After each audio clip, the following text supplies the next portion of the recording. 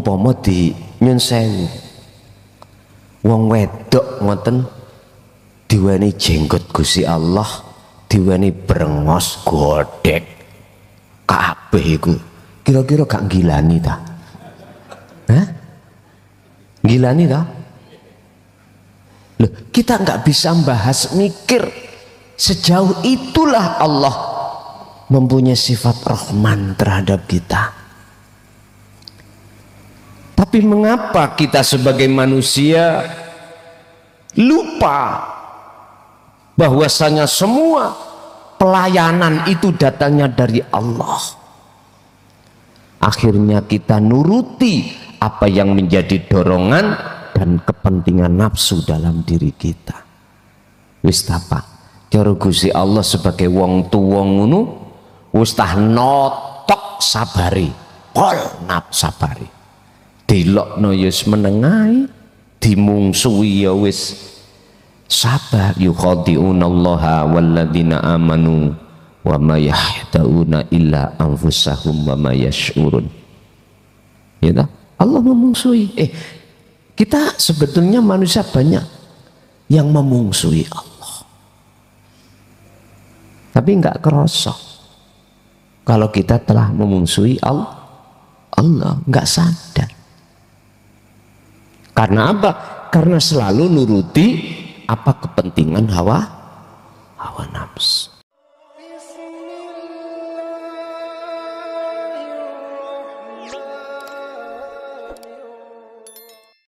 Assalamualaikum warahmatullahi wabarakatuh. Pemirsa yang dirahmati Allah, marilah kita sama-sama ikuti tausiah yang akan disampaikan oleh Hadratul Mukarram Romo Kiai Haji Agus Mukhlason Rasyid dari Mojokerto. Bismillahirrahmanirrahim. Assalamualaikum warahmatullahi wabarakatuh. Ila hadratin Nabil Mustafa Rasulullah sallallahu alaihi wasallam wa ala alihi wa azwajihi wa dzurriyyatihi wa qarabatihi wa ahli baitihi wa ashabil kiram wa ila jami'il anbiya wal mursalin wal awliya was syuhada was sholihin wat tabi'ina tabi'ina sholihina ila yaumiddin, khususan ila jami'i man tabi'ana wa ila abaina wa ummatina wa azdadina wa masyayikhina wa auladina wa azwazina wa dzurriyyatina wa ahli baitina. Lahumul Fatihah. Bismillahirrahmanirrahim.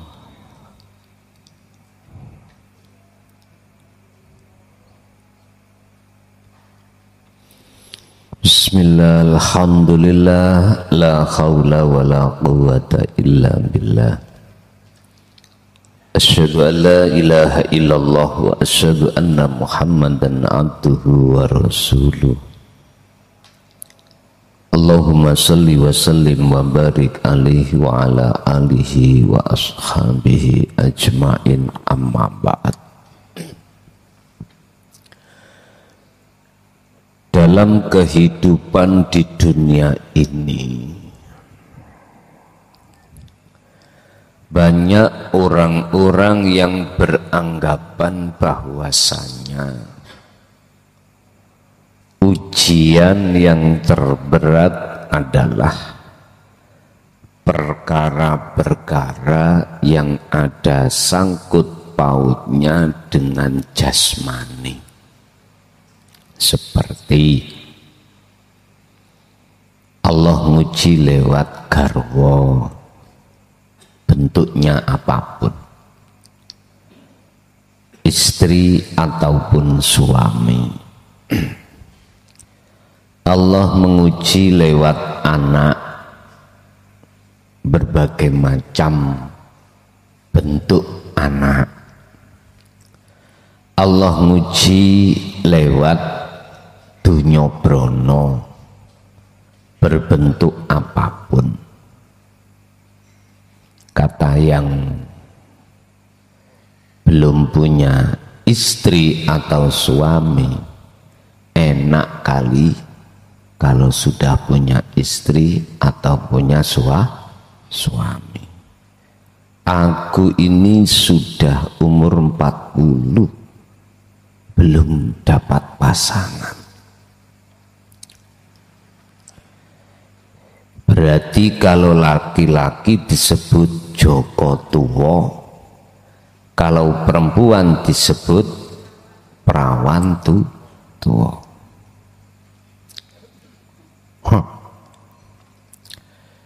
Ini katanya berat. Padahal ini ujian Allah paling kecil. Ujian yang Allah hadapkan yang paling kecil. Naik yang sudah punya suami atau istri, enak kali kalau sudah punya anak. Sebab bertahun-tahun bahkan sampai 10 tahun belum dikasih momongan. Angen-angennya gitu. Bapak Ibu hadirin rahimakumullah. Bahkan sampai tua belum dikasih momongan. Sampai melakukan satu tindakan yang kata orang Jawa, cari pikat. Lah gitu dah. Momong ponaan. Lah gitu dah. Mupon. Mengambil anak orang, dimasukkan anak asuh. Gampang nek masalah iku. Nah balik desa tak kayak no langsung dadi. Njaluki piro terserah. Sing penting sing duwe anak gelem maringno. Lah ngoten to.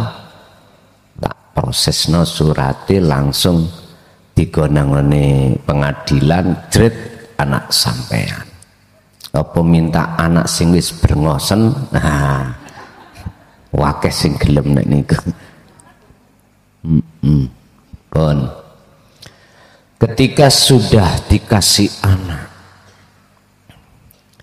katanya kita menghadapi anak enggak nganut itu besar ujian, ya. Padahal itu kecil, bentuk kecil semuanya.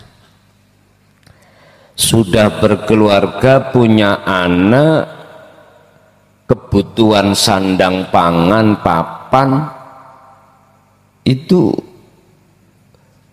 serba kekurangan.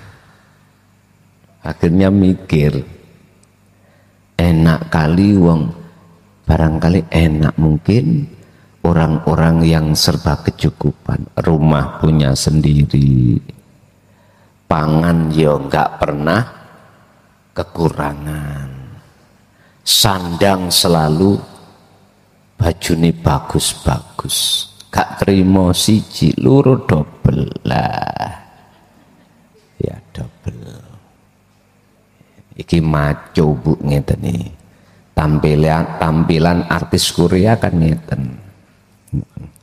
Baju sing depan gak usah di kemiteni, apalagi nih tadi gelem pakai celana jin lah. Yes. Pun iku ujian-ujian yang katanya besar. Tidak Pak, ini amat kecil. Karena apa dikatakan kecil? Karena masanya itu ada batas. Makanya kata orang Jawa, roda itu berputar. Selama Anda hidup di dunia ini, ya selama itu. Kalau kita ditakdirkan Allah miskin sampai mati, ya sampai mati itu. Ada batasan. Dikatakan kecil itu karena ada batasnya. Ada sesuatu ujian yang sifatnya itu khalidin, kekal, yang banyak tidak mengerti. Dan inilah yang kami maksud ujian yang terbesar. Oleh sebab itu malam hari ini kita akan membahas tentang ujian apakah yang terbesar itu. Al-faslu tawiki fasol iku al-ikhtibarul aqwa,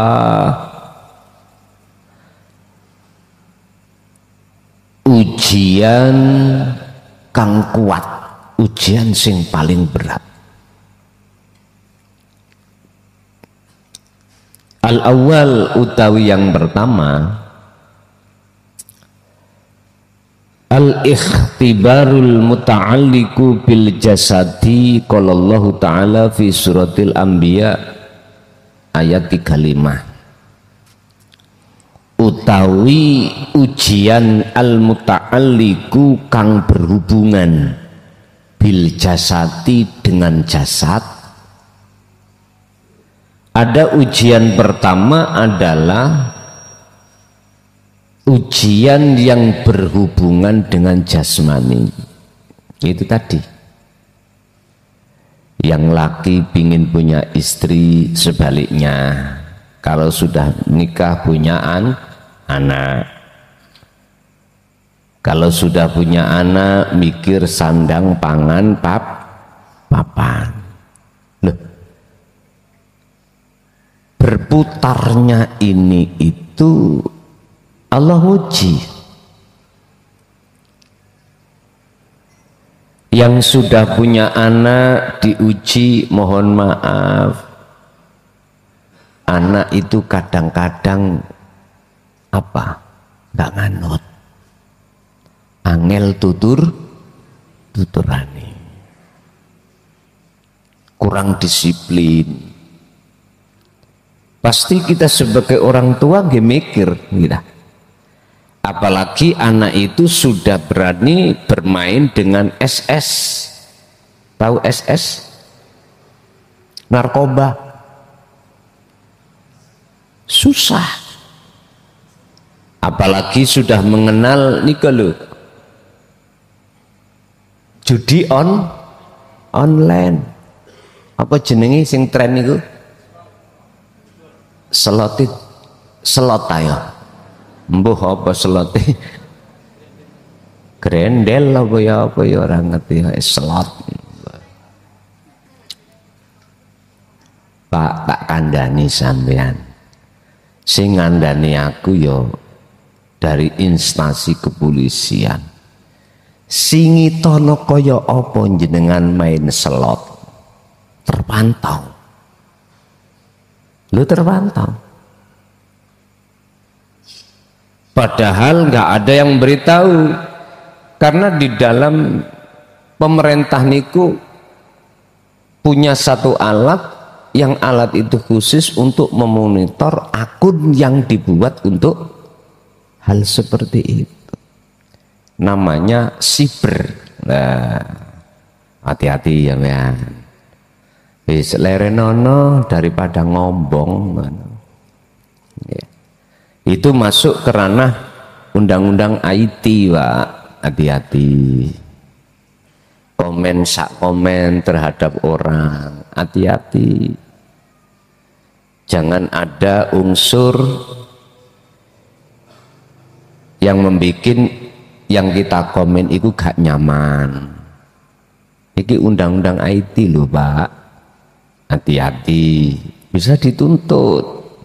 Masuk ke ranah hukum.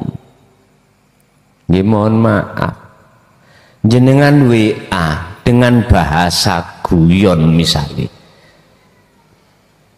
Oleh karena bahasanya kurang cocok, kita balas mbok nian.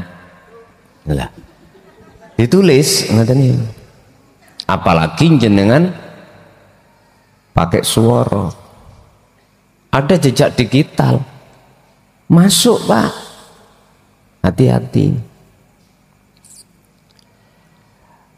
Atau berbicara terhadap orang lain dan menyebut inisial dan unsurnya tidak menyamankan bagi yang kita inisialkan, masuk. Makanya hadirnya satu HP ini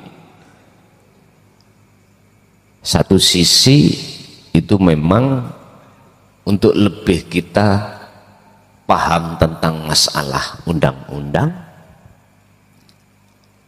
dan atau menjadikan tambah modern akal pikiran sampean. Tapi satu sisi mohon maaf, nilai negatif ya juga besar. Tergantung Anda menerimanya itu bagaimana. Pokoknya hati-hati.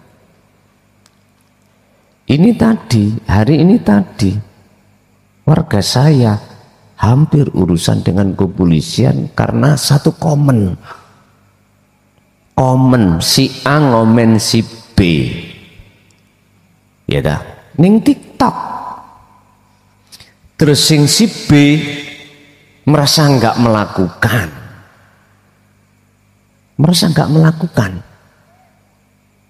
Si B akhirnya koordinasi kali kepolisian. Masuk Pak.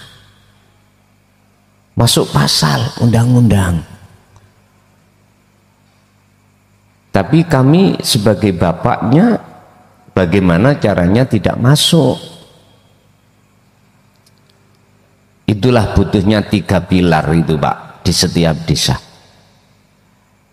Kepala desa, Babin Kamtibmas, Babinsa. 3 pilar ini untuk sebagai pintu awal menangani satu kasus supaya tidak masuk ke ranah hukum. Akhirnya harus mediasi.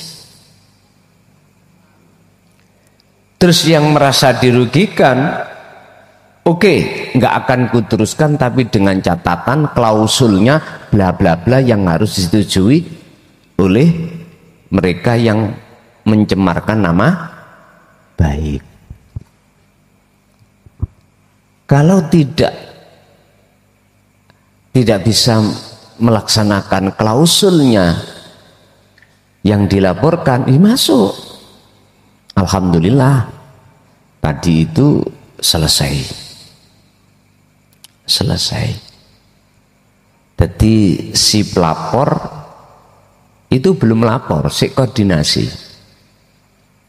Wis meh lapor. Terus bagi yang bersangkutan dikasih waktu 2 kali 24 jam. Apabila ini gak ada titik temu, akan bisa jadi kerana hukum. Wis ta, dadi kepala desa ra iso turu ya ngono kuwi. Ya ta ya. 24 jam kepala desa itu. Yes. Untungnya pas jam dinas tadi. Jadi bisa kami tangani dan selesailah persoalan itu dengan memunculkan satu pernyataan dari si pelaku. Udah sepakat, ya sudah, free. Tangani 3 pilar ini, Pak. Kasus nopo mawon itu, kecuali kasus narkoba. Iki iwuh iki nek kasus nek kasus penganiayaan, tawuran, bacok-bacokan masih bisa dimediasi, masih bisa. Sering mriki niku wis sampak bacokan ping piro ae kula nangani. Tapi yang balik-balik maneh, Pak Lurah.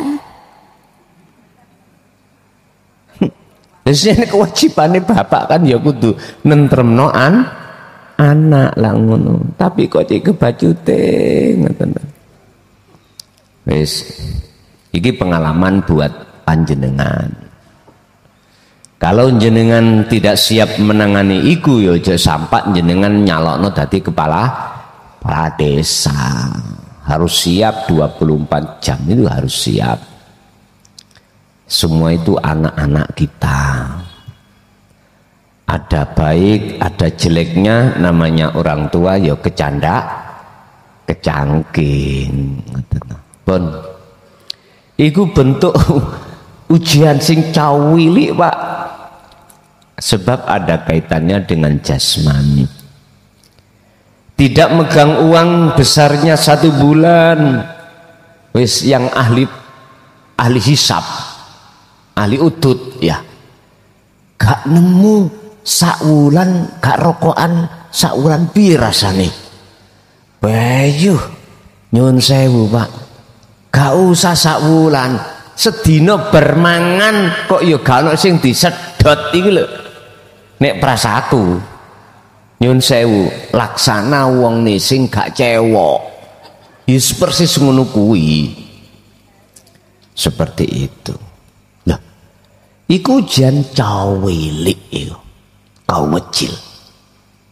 Qala dawuh sapa Allah taala fi suratil anbiya al-ayah. Surat Al-Anbiya ayat 35.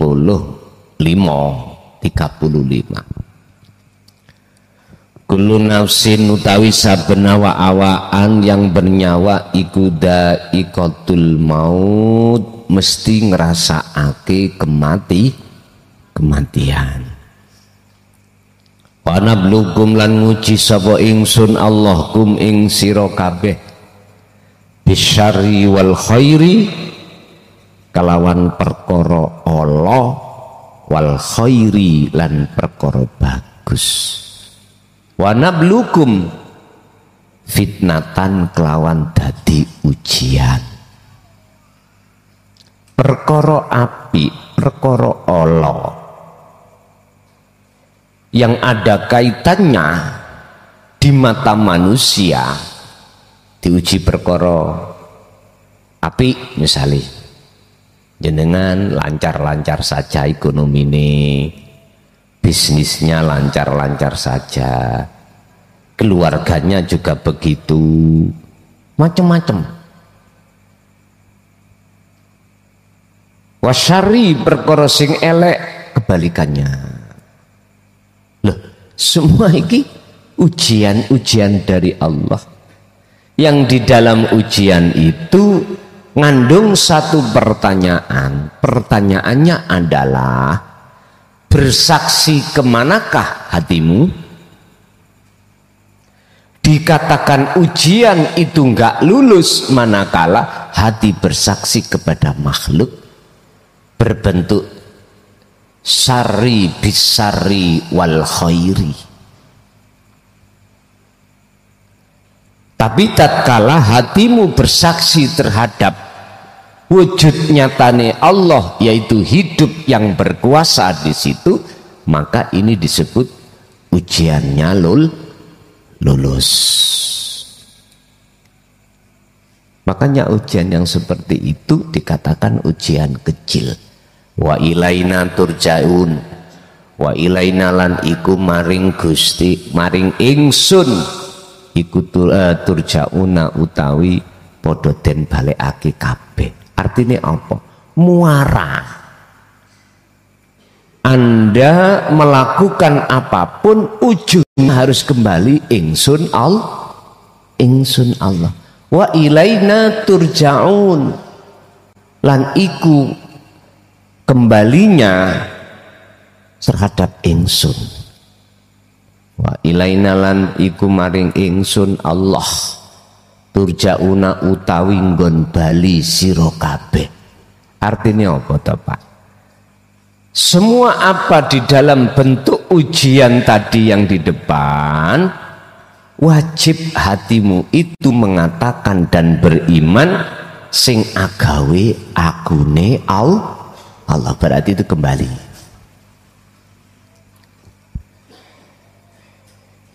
Inna min adatina, sak temene iku saking kebiasaan kita. Kabasarin, seperti manusia. Fi hadhihi dunya, ing dalam ikilah dunya. Apa sing dadi kebiasaan kita sebagai manusia, alla yang fasila ing yen to ora bisa lepas an masa mas'alatil hajatid dunyawiyati, saking masalahai kebutuhan dunia. Sesungguhnya sudah menjadi kebiasaan kita sebagai manusia bahwasanya yang namanya kebutuhan jasmaniah ini tidak pernah lepas. Nyun sewu, orang kerja ya butuh bayaran. Apapun yang menjadikan aktivitas Anda, mesti di situ kita tidak terlepas dari yang namanya kebutuhan hajat, kebutuhan masalah, kebutuhan dunia. Wong kadar pengen rokok kayak butuh duit kayak tugu rokok. Semuanya butuh. Berarti kita nggak bisa lepas dari kepentingan perkara dunia secara jasmani. Dan itu sudah menjadi kebiasaan, Pak. Makanya mohon maaf ya, umpama jenengan itu berobat nang satu dokter kok larang, iku ono jawabane wisan. Sekolahku dulu juga larang. Ngoten. Misale jenengan ngurus-ngurus surat ning kantor desa atau kantor kabupaten. Kok ono rego larang? Memang dadi kepala desa ya larang. Lha ngoten to. Pahami. Tapi sekarang diikat dengan undang-undang, wah nggak bisa, namanya undang-undang gratifikasi. Wis kais obah, ibaratnya pejabat-pejabat politik, ya, ibaratnya seperti seseorang yang diselinting, apa ya, diikat sudah. Iya. Sekarang coba. Jadi kepala desa kita modal berapa? Cara umum. Sebab masyarakat ini kebanyakan itu nggak mau milih kalau nggak dikasih uang. Kadang-kadang itu ada yang ngomong gini. Nek ditakoki, "Cak, sampean milih sapa? Pokoke sing kayak aku duit ya sing tak cop." Lah ngoten iki biasae. Ngaku ae. Wis memang ngono. Allah. Tapi beda dengan sumber debu. Saya mengatakan sendiri karena terbukti sendiri. Iya. Beda sumber debu. Aku mboten ngejokno lho, Pak. Memang faktanya begitu. Memang faktanya begitu. Mungkin dalam hatinya kok cik melasir gak iso andum calone situ. Dasar sakno mungkin ya. Terus nyoblos ngoten. Wis gak ngerti lah. Wis. Yang jelas itulah yang terjadi fakta di lapangan. Gak mudah, Pak. Masyarakat itu kalau tidak ada embel-embel mau melaksanakan. Kebanyakan mayoritas itu tadi. Adat kita kabasarin seperti manusia itu alla yang fasilah. Tidak bisa lepas dari kebutuhan. Tidak bisa lepas. Oleh sebab itu akhirnya digawe adat, kebiasaan. Ya wis, nek wis kebiasaan, ya wis turun temurun ngoten niku pun. Padahal mohon maaf, apa masalah yang ada dengan kebutuhan duniawiyah itu semuanya menjadi satu nama, yaitu fitnah, ujian. Mengapa lantas hati itu harus menghadap makhluknya? Ini loh, nanti kita akan tahu ujian mana yang terberat. Hatta inna katsiran minal basyari yatanafasuna fi ijadihan hada fil hayati dunya faqat. Hatta inna katsiran, sehingga sak temene akeh-akeh minal basari saking golongane wong iku yatanafasuna padha berlomba-lomba. Sopo-sopo nas berlomba-lomba fi ijadiha ing dalem oleh mendapatkan hayatat dunia atau hajatid dunyawiyati. Sehingga kebanyakan di antara banyak manusia itu berlomba-lomba supaya sukses dunyane. Ngoten lho Pak. Biar sukses dunianya. Kalau boleh saya katakan, ini sudah salah kaprah. Membalik dari satu wahyu Allah. Satu sisi kita didorong untuk semangat bagaimana caranya dunia kita sukses. Satu sisi kita dilupakan tentang masalah kesuksesan akhirat. Padahal ayatnya tidak seperti itu.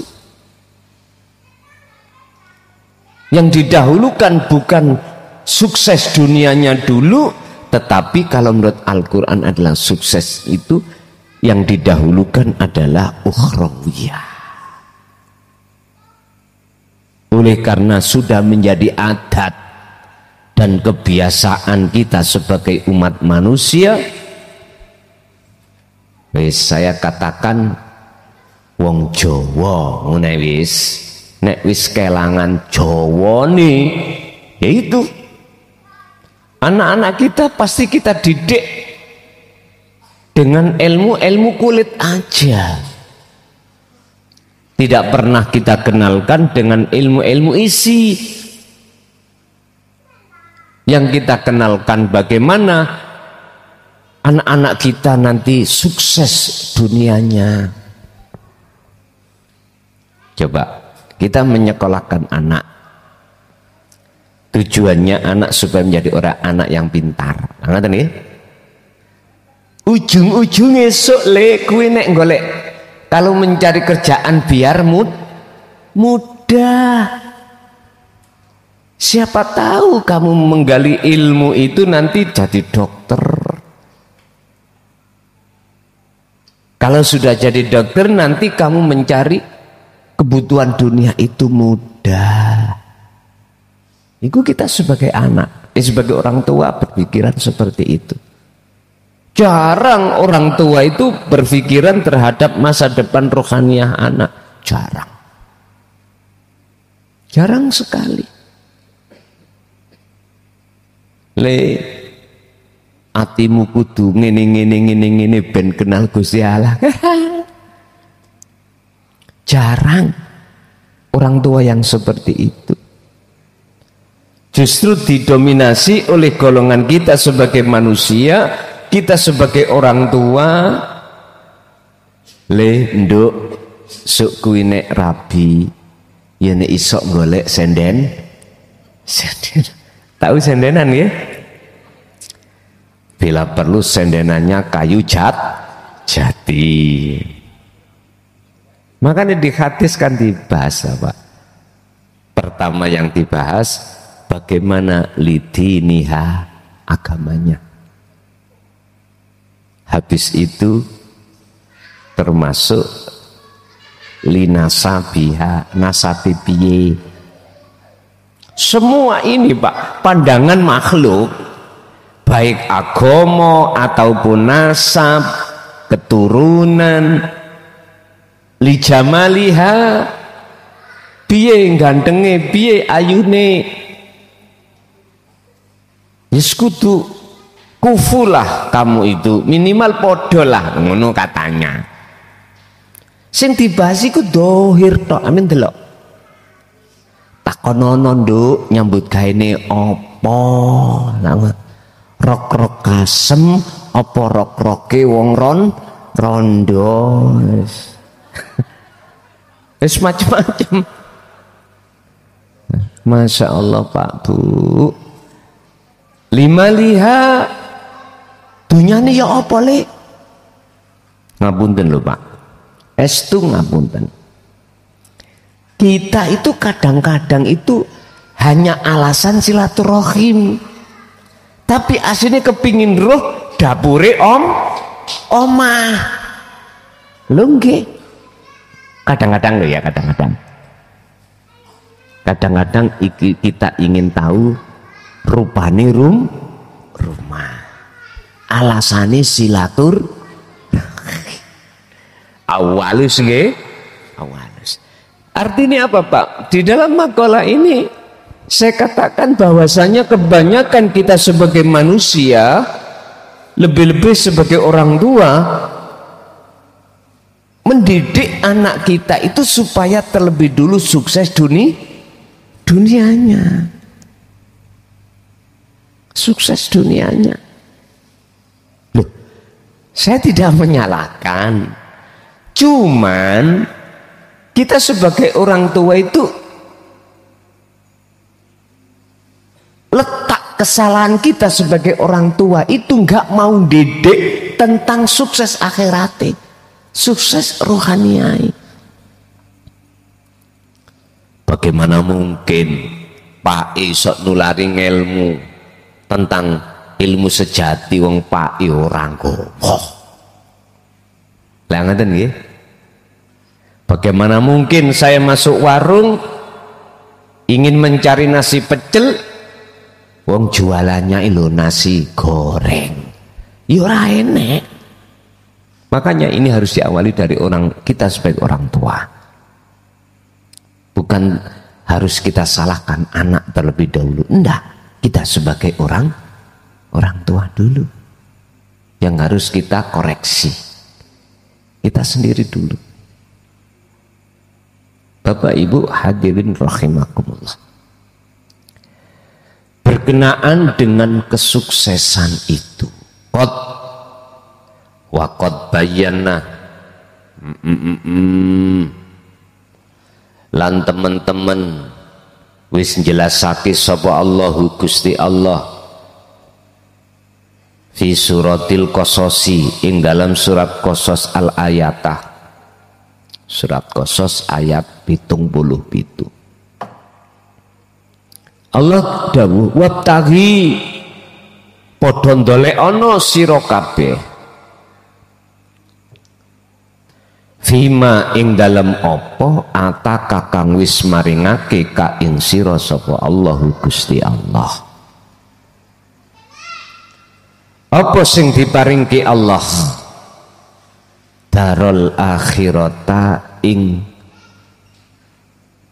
omah akhirat, artinya ing babakan ruhaniyah. Dari ayat ini Bapak Ibu, akhirat itu jangan menunggu besok yang kita katakan secara syar'i setelah kiamat itu terjadi. Jangan. Mengapa demikian? Kalau toh akhirat itu terjadinya besok, mengapa di sini Anda disuruh mencari? Olehnya kita disuruh mencari karena akhirat sudah ada, ngoten lho. Cara kita memahami perkalimah, mohon maaf lah Pak, kalau SD ku gak lulus Pak, gak lulus. Tapi jikalau bahasa saya kurang berbobot ya mohon maaf. Sing penting jenengan paham, ngoten lho. Kalimat wabtaghi fima ataka itu membuktikan satu perintah dari Allah terhadap kita untuk mencari negeri akhirat. Berarti kalau kita sudah disuruh, negeri akhirat sudah ada, Pak. Sama dengan gini. Hei santri, wis kono do mangano. Loh, saya merintahkan seperti itu berarti makanannya sudah siap. Gak mungkin. Kula niki ngengken, hei santriwati, santriwan. Nek iku nek sik nom-nom, nek tuwek iku apa? Santriwot ta.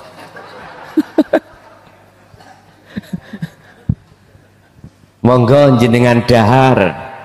Loh, sementara nasinya belum matang, belum ada, nggak mungkin perintah itu ada. Ingat, setiap ayat yang Allah turunkan itu mesti ada asbabun nuzul, sebab-sebab mengapa itu diperintah karena akhiratnya sudah ada. Mohon maaf Pak, saya bukan berarti mendebat dan menyalahkan yang dulu kita mempunyai angan-angan dan keimanan bahwasanya alam akhirat itu setelah kiamatul kubro, donya iki dentek nih Gusti Allah. Tak ngoten ta? Iku mah pemandangan kita dulu, Pak. Kalau akhirat tidak terjadi sekarang, gak mungkin ayat ini akan turun. Wabtaghi fima ataqallah darul akhirah. Raihlah, carilah apa yang sudah Allah anugerahkan terhadapmu berupa alam akhirat, darul akhirah. Oleh karena kita dulu itu masih pendidikannya di ilmu ilmu umum Pak, akhirnya mengatakan akhirat itu besok kita mencari lewat perbuatan-perbuatan yang bagus. Lah ngoten ta karepe ngoten. Tapi wis gak iso ketemu dulur, mboten saged. Lanjut. Wala tansalan ojo sampak nglalekake sira nasibaka ing bagian ira minat dunya, nyatane saking kebutuhan dunya. Artinya apa kebutuhan dunia ini ya jangan kau lupakan. Terus yang menjadi pertanyaan saya, ada hubungan apa antara darul akhirah dengan kalimat minat dunya? Ayo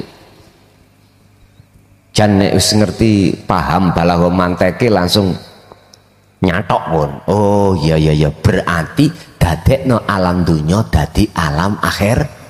Ngoten lho Pak. Temuilah Gusti Allah di setiap ujian apapun. Ujian iku berarti ujian fisik dunya tadi iku disebut minat dunya. Alam akhirate ya sesuatu yang menguasai di situ. Makanya klik ambek teladani Rasulullah yang mengatakan, kui jikalau sudah ada keinginan untuk bertemu Allah, dikatakan kau bertemu itu ning alam akhirat. Wal yaumal akhirata wal yaumal akhirah wa dzakarallaha katsiran. Do mlebu nang alam akhirat. Berarti jadikanlah alam dunia ini menjadi alam akhirat.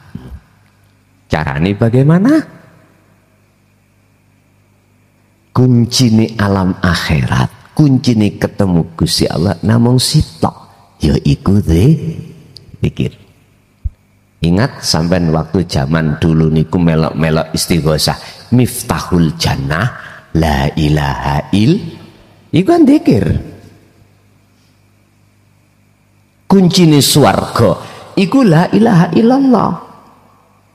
Apa wacanan itu, kalimat itu yang dimaksud kuncine? Bukan. Terape pembuktiannya maksud daripada la ilaha illallah. Makanya ada fa'lam, ngertenono sira, pahamono sira annahu ing sak temene dzikir yaiku rupane la ilaha illallah, meniadakan keakuan makhluk dan mengisbatkan keakuan Allah. Lewis ini nek sing turu jelas ya tak banti ngemik kuwi iki greget tenan. Nek dibanding ambek zaman dhisik niku enggak ada keterbukaan, Pak. Pun kama aksana wa aksin lan agawi bagus sira, kama aksana kaya oleh agawi bagus sapa Allahu Gusti Allah ilaika maring sira. Ndi aki bagus Gusti Allah bentuk Ar-Rahman, napas dilayani terus, baik yang ingkar maupun yang beriman tetap dilayani. Cangkem iso digerakno, ya dah, ngelak ya diombeni, jantung ya didenyutno, darah ya dialirno Gusti Allah.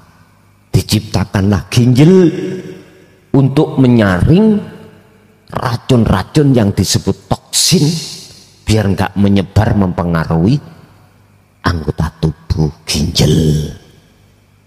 Wis tamat. Kita mikir ning jerone awake dhewe tok iki wis gak mampu. Menungso iki wis gak mampu ngungguli sifat rahmane Allah. Kadang-kadang kita itu kayak disok sedekah ngono ae dilalar sutuk ndendei kok gak aku gak dadi masjid iku. Nah,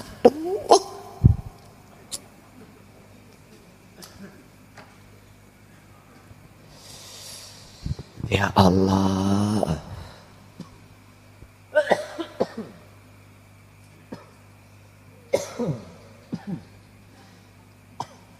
dilewalat ramari-mari Gusti Allah ora tahu tutuh okay.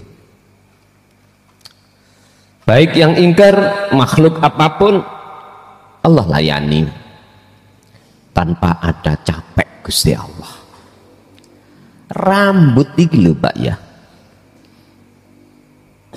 kan nggak punya hak bisa cukul loh ya. Yesus niku sik dilayani Allah cukul. Coba mindahno jenggot brengos dicukulno wedok iku ya napa Pak? Ana wedok brewok jenggote njelaprang piye ya kira-kira? Kok iku digemeni wong lanang.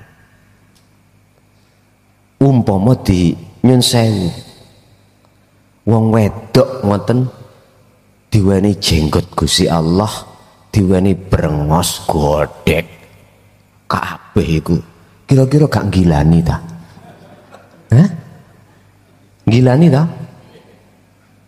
Loh, kita nggak bisa bahas mikir sejauh itulah Allah mempunyai sifat Rahman terhadap kita. Tapi mengapa kita sebagai manusia lupa bahwasanya semua pelayanan itu datangnya dari Allah. Akhirnya kita nuruti apa yang menjadi dorongan dan kepentingan nafsu dalam diri kita. Wis apa? Cara Gusti Allah sebagai wong tuwa ngono wis tah notok sabari. Kol nak sabari. Dilokno ya wis menengahi, dimungsuhi ya wis sabar. Yukhadi'unallaha walladzina amanu wa ma yahda'una illa anfusahum wa ma yash'urun. Ya tak? Allah memungsuhi. Kita sebetulnya manusia banyak yang memungsuhi Allah. Tapi enggak kerasa. Kalau kita telah memungsuhi Allah enggak sadar. Karena apa? Karena selalu nuruti apa kepentingan hawa nafsu. Makanya kalau boleh saya urut satu persatu apa yang ada pada fisik kita, nggak mampu Pak kita itu untuk mengatakan bersyukur alhamdulillah, gak cukup. Kalau nggak percaya siji ae. Situ ae. Piye rasane, bagaimana rasanya seseorang di dalam rumah tangga, mohon maaf ya, mohon maaf, situ ae lho sing dijaluk Gusti Allah. Jantungi gak berdenyut, gak bingung Bu. Halo, bingung toh? Bingung. Gak laki gak perempuan, nayap golek tutupe panci dikeblak-keblak wong ini jari dokter ngoten lho. Kan ada alat untuk memancing jantung. Wis saono tutupe panci dikapuk-kepukno plak.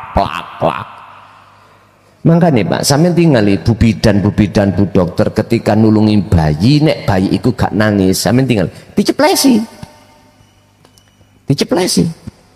supaya jantungnya ndang terus nangis, baru nek wis nangis aman san.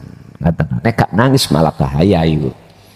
Miturut pengetahuan ilmu kedokteran. Wala tabghi lan ojo sampak nglakoni sira al-fasada fil ardi, nglakoni ing kerusakan fil ardi ing dalam bumi. Artine apa Pak? Bumi iki perkara sing ndadekno jasmaniah sampean iki dilayani Allah. Wala tabghi, jangan kau melakukan al-fasad, perbuatan yang merusak di dalam bumi. Artinya jenengan iki lho, jangan lupa kalau yang melayani jenengan jasmani itu adalah Allah. Jikalau kita lupa dan kita ngaku-ngaku kita makhluk yang melayani yang bisa ini, berarti kita telah melakukan perbuatan fasad di muka bumi. Jadi bumi itu adalah jasmani Pak, jasmani. Makanya sak kuning-kuningi wong ya apa mesti ono bolote. Ayo sampean tingali, mesti ono bolot, ono lemai. Bumi kok, betul. Mengapa kita tidak boleh berbuat fasad, kerusakan di muka bumi? Sebab innallaha sak temene Gusti Allah, sesungguhnya Allah iku la yuhibbu, tidak suka, ora demen sapa Allah al-mufsidina ing pira-pira wong kang agawe kerusakan.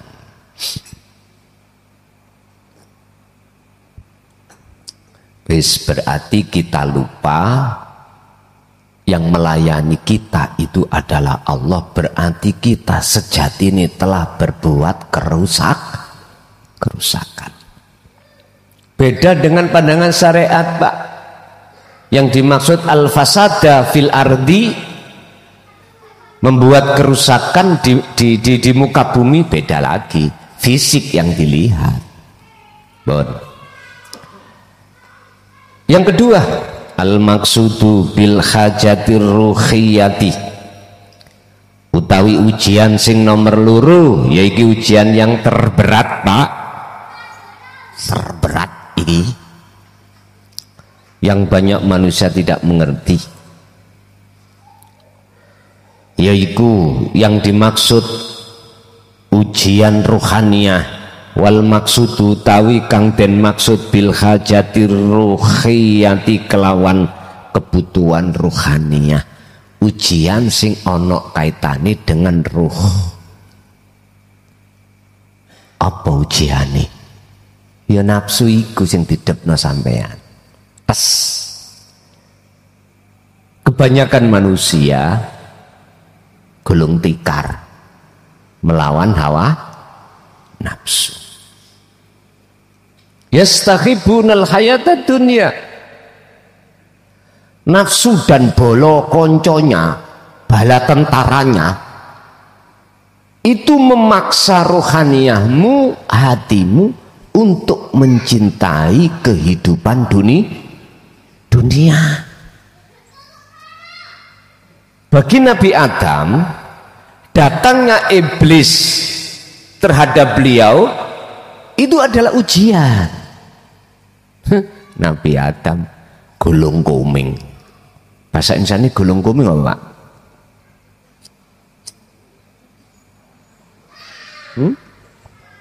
Napa? Gulung kuming ngene lho. Gulung tikar. Kejungkal. Ya oke. Menurut sejarah di dalam Al-Qur'an, jangankan kita, Nabiullah Adam ya terjungkal. Iki yo gara-gara ono ayat sing muncul ngeten lho Pak iki.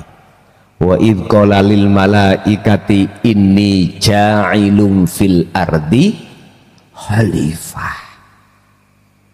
Kita artikan secara syar'i, khalifah adalah pemimpin di muka bumi, pemimpin di rumah tangga. Padahal khalifah itu membimbing nafsumu. Ruh ini akan jadi sebagai khalifah untuk mengarahkan sifat-sifat yang tercela di dalam diri kita, apakah itu nafsiyah, amarah, lawamah, ya, sufiyah, kita arahkan untuk kemana? Kepada Allah. Tapi mana dibuka? Kebanyakan khalifah, pemimpin di tengah masyarakat, paling terkecil sebagai suami memimpin keluar, ar-rijalu qawwamuna 'alan nisa. Di sini saking kuati Pak para romo dulu ngejoki rapet ilmu sejati di dalam diri gak metu, akhirnya kita sebagai umat toleh koyok ketek ketulung, orang ngerti. Saiki sekarang sudah zamannya keterbukaan. Ini zaman keemasan kita Pak. Keemasan agama tauhid dimulai 2014 kemarin. Udah sampai sekarang. Jadi jangan khawatir, jenengan tentang ilmu nggak akan paham, mudah sekali. Banyak beliau-beliau yang berkompeten untuk bisa menjelaskan maksud yang sebenarnya. Wahwalan utawi kebutuhan rohani iku ar-rahmatu, rahmat. Iki maksudnya. Apa kebutuhan jasmani? Kebutuhan jasmani adalah perkara-perkara yang bersifatkan fisik, makan, minum, sepeda motor, mobil, jabatan, sandang, pangan, papan. Itu jasmani. Apa yang dimaksud kebutuhan hajatur ruhaniyah ini? Wa huwa ar-rahmatu, rahmat. Apa itu ar-rahmat? Pertolongan Allah. Wakila syafaah. Gak usah syafaat ngenteni besok ya, gak usah. Wis kari jaman samane adik syafaat ngenteni sesuk-sesuk niku. Nah, untuk bisa mendapatkan syafaat itu bagaimana? Mendapatkan rahmat dari Allah itu bagaimana? Ujian Pak yang terbesar Allah hadapkan. Gak gampang. Karena ini ujian yang terberat adalah ketika saat kau baik ibadah murni atau tidak murni, nafsu itu mesti bertengger di dalam hati kita. Ingat, lewat sifat irodah itu menjadi kesangi nafsu.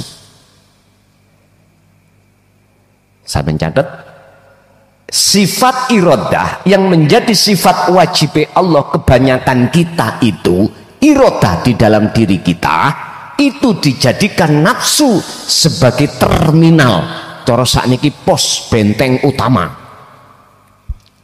untuk mengalahkan Anda. Sehingga ketika hati punya karep, keinginan, mesti nggak bisa kita mengatakan ini keinginan Allah, tapi keinginanku sendiri. Kalau awal ini sudah terjadi seperti ini, maka bentuk proses perjalanan keinginan yang disebut takdir atau perilaku mesti kita akan ngaku-ngaku makhluk yang bisa melakukan. Itu sudah otomatis, Pak. Pak, nek diuji kaisok rokokan seminggu niku enteng nek dibanding dengan ujian ini. Nyun sewu. Baik kita yang ahli ibadah, ahli ilmu, wis tah ilmu segala-galanya. Keoke apa?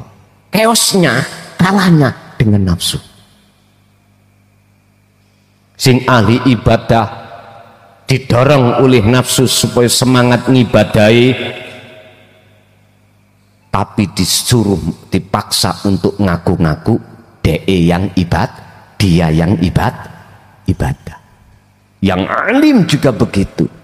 Ilmu tentang apapun, kealiman ini pasti nafsu itu akan mendorong terhadap hati kita untuk ngaku. Yang kaya, yang punya jabatan, yang kesemuanya itu jatuh pada akhirnya adalah, mohon maaf,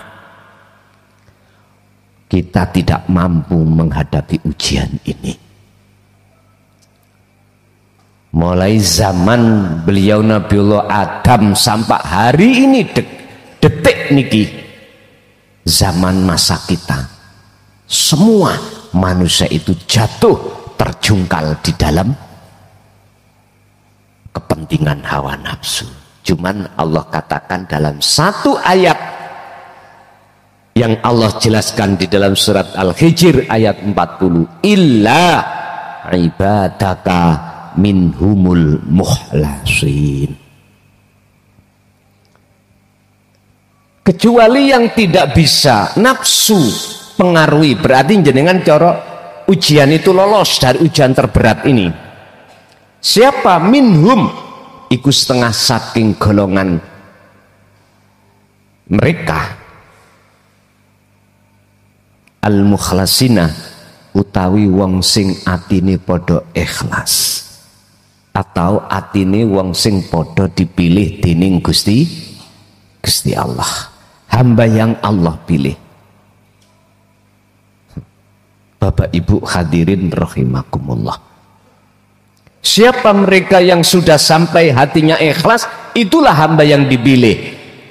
Hamba yang ikhlas adalah hamba yang sudah meniadakan, sudah tiada keakuan makhluk dalam konteks apapun. Kemarin saya bahas di wilayah Bojonegoro, untuk mencapai rahmat makrifat Allah, Anda harus masuk di dalam makom muraqabah. Di dalam makom muraqabah Anda akan difanakan Allah, atau dimasukkan alam fana, atau dibersihkan Allah dari pengakuan-pengakuan hatimu yang disebut tazkiyatun nufus atau tazkiyatun nafsi, bebersih jiwa dari perkara selain Allah. Setelah itu ditarik Allah ning alam makrifat, baru rahmat ini. Dan wahyalan utawi rahmat iku sayun, sesuatu ya ja'alu kang dadekake apa syek, dadekake al-qalba ing ati musyrikan dadi ati kang bercahaya. Yang dimaksud rahmat itu adalah sesuatu yang menjadikan hati jenengan yang asalnya gelap menjadi terang bener. Itulah nantinya yang dimaksud nur makrifat. Wa huwa utawi rahmat iku nurul makrifati, nur makrifat, cahaya kemakrifatan. Allah nyalakan nur makrifat itu, maka fanalah perkara selain Allah, termasuk dirinya. berarti yang ada cuman aku Allah. Itulah rasa sing terjadi pada seseorang yang sudah ditarik Allah dalam makrifat. Wah, kuwi bengok-bengok aku ya gak kerun.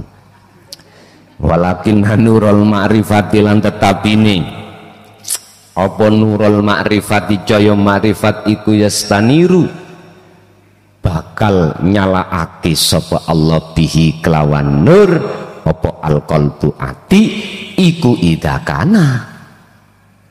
Akan tetapi nur makrifat itu Allah akan nyalakan terhadap hati seseorang apabila idakana tatkalane ono opo alqalbu ati ono iku daima dzikri dikire terus menerus. Qala ta'ala fi suratil al-ahzab ayat berapa? Ayat 21. Laqad kana lakum fi rasulillahi uswatun hasanah. Di dalam diri seorang rasul itu ada percontohan yang bagus. Mana yang dimaksud hasanah? Al-ibadatu allati tu'addiha ruhaniyatun, yaiku ngibadah yang dilakukan oleh ruhaniyah, bukan yang dilakukan oleh jasmaninya. Karena kita konteksnya berbicara nur makrifat, boten nurullah. Nek nurullah ya matahari cahaya niki, nek nur makrifat berarti hubungannya dengan rohani, berarti ngibadah rohaniyah jenengan. Liman kana yarjullaha, yang namanya apa?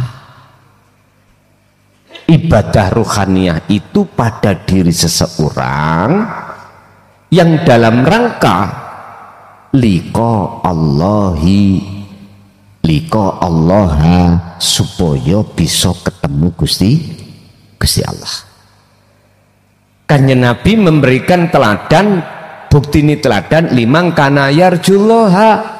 Dalam hati ada satu keinginan, ingin berjumpa terhadap Allah. Ya rahmatiku. Wal yaumal akhirah. Dengan begitu Anda akan bisa dimasukkan alam akhirat. Wa dzakarallaha katsiran. Semua itu tidak lepas dari zikir. Maksudnya yudriku, podo sadar opo alqalbu ati anakulama ing sak temene saben-saben perkara yaf'aluhu kang agawe hu ing mas iku sapa Allahu Gusti Allah al-ahad kang esa. Artine yang dimaksud dzikir di sini adalah hati sadar di dalam segala apapun bahwasanya yang beraf'al, yang melakukan itu adalah yang esa. Umat Islam mengatakan Allah iku karepe. Al-khulasatu tawi ringkesih. Pertama, ibtilaul hajatil jasmaniyati iku labuddalahu min ghayatin, utawi ujiane kebutuhan jasmania ikulah Buddha wajib lapo ikulah Buddha ora kena ora lahu keduwe ibtila apa min goyatin akhiri pungkasani. Ujian ning dunya iku mesti ana akhire. Jenengan diuji sak umur 90 tahun ya 90 tahun iku wis lho prei wis. Tapi lakin idakana, akan tetapi iku idakana tatkalane opo-opo al-iktila ibtila iku ikhtibaron rohanian, ujian sing bangsa rohaniah ya fala nihayata, mongko gak ana marine, ora ana enteke iku maujud lahu kedue ibtila fil akhirah.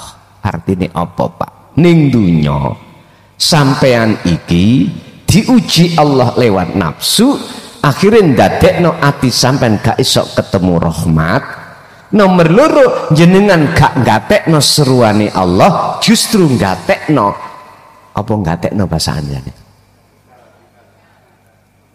Memperhatikan seruannya nafsu, akhir hayat Anda tidak terputus. Sampai kapan? Sampai saat terusé. Istilah orang yang buta di dunia terhadap Allah, di akhirat pun juga buta. Limada? Mengapa? La turidu an tatafakkaru. Mengapa hal itu tidak kau pikirkan?